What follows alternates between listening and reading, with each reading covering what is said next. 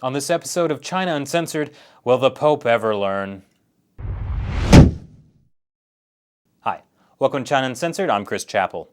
You know, the whole world is always trying to meddle in China's internal affairs, always telling them, fix your human rights record, or, create a government ruled by laws instead of corruption and shady personal relationships.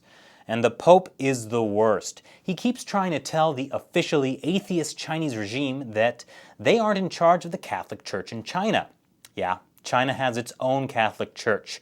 It's called the Chinese Patriotic Catholic Association. That's kind of hard to say with a straight face, especially since they're officially atheist. So basically, they've ignored almost 2,000 years of Catholic tradition and insist that they have the sole right to appoint bishops and determine church matters, not the Pope or the Vatican or anyone else involved in the actual Catholic Church. It's kind of like how China says they have to approve of any reincarnation, so they get to choose the next Dalai Lama when the current separatist terrorist ringleader dies. It's best to take what they say with a grain of MSG. So that brings us to Thaddeus Ma Daqin. I don't think that was the name he was born with.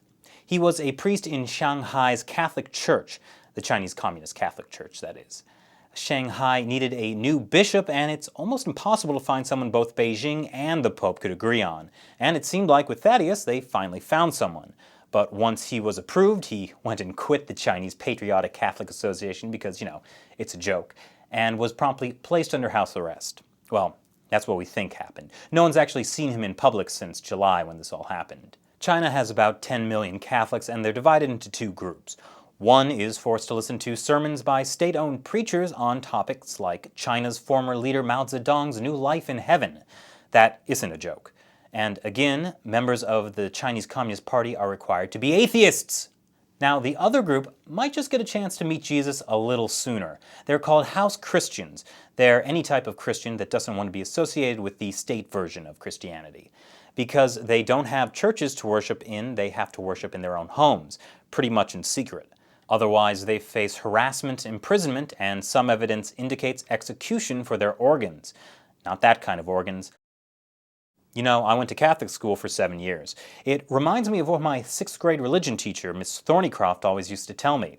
Love your neighbors. Unless they question the government, then deal with them swiftly and brutally. Or maybe that was Mao. Thanks for watching this episode of China Uncensored. Once again, I'm Chris Chappell. See you next time.